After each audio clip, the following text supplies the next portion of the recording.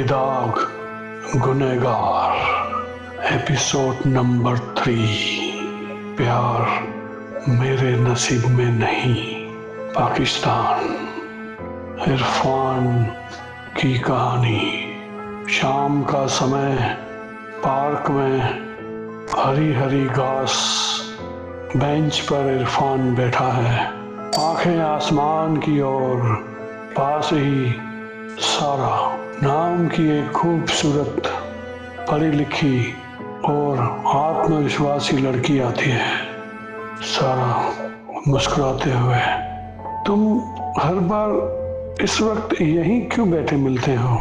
इरफान, शायद यहाँ आकर मुझे सब कुछ दूर लगता है। मेरी असलियत, मेरी फिक्र, मेरी गरीबी। सारा बोलती है, असलियत से भागने से वो बदलती नहीं इरफान। इरफान, मैं भाग नहीं रहा सारा, बस लड़ रहा हूँ खुद से। काफी देर बातें करने के बाद दोनों एक बेंच पर बैठे हैं। सारा बोलती है, तुम्हें पता है, मैं तुम्हारे करीब रहना चाहती हूँ। तुम्हारी बातों में, तुम्हारी खामोशी में मुझे सुकून मिलता है। मुझे तुम पसंद हो इरफान।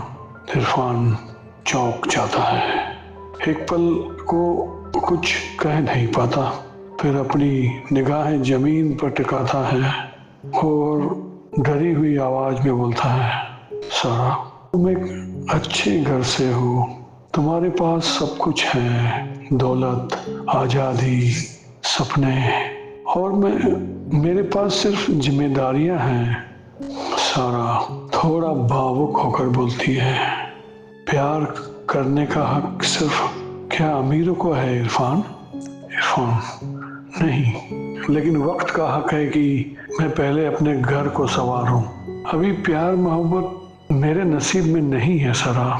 सारा इरफान की ये बात सुनकर वहां से जाने लगती है और अपनी कार में जाकर बैठ जाती है। सारा की कार चलने लगती है। सारा की आंखों में आंसू हैं, लेकिन उसके चेहरे पर कोई गुस्सा नहीं है, सिर्फ दर्द और मोहब्बत की तासीर है। सारा खुद से धीरे से मन में बोलती है, तुम्हारा इनकार तुम्हारी मोहब्बत की सबसे सच्ची निशानी है इरफान। मैं इंतजार करूंगी जब तक तुम खुद को उस लायक न मान लो। रात का समय है। इरफान मायूस, अकेला अपने घर की छत पर बैठा है। आसमान तारों से भरा है।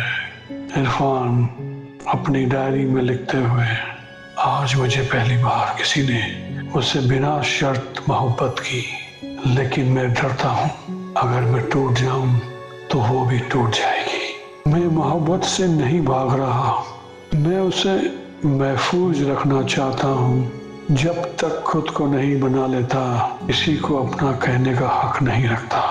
इरफान बारी दिल से आसमान की ओर देख रहा है और चुपचाप लेट जाता है। उसकी आंखों में गहरी सोच है। कभी कभी मोहब्बत पास आकर भी दूर हो जाती है, क्योंकि हालात इजाजत नहीं देते और इरादे खुद से भी वफा मांगते हैं। इरफान मोहब्बत को ठुकरा नहीं रहा था, वो उसे बचा रहा था। बेदाग गुनहगार। आखिर क्या होगा इरफान का?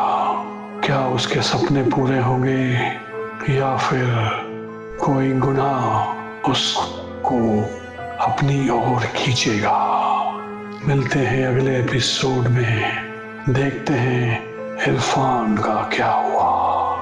बेदाग गुनहगार, एक पाकिस्तानी लड़के की मजबूरी की कहानी।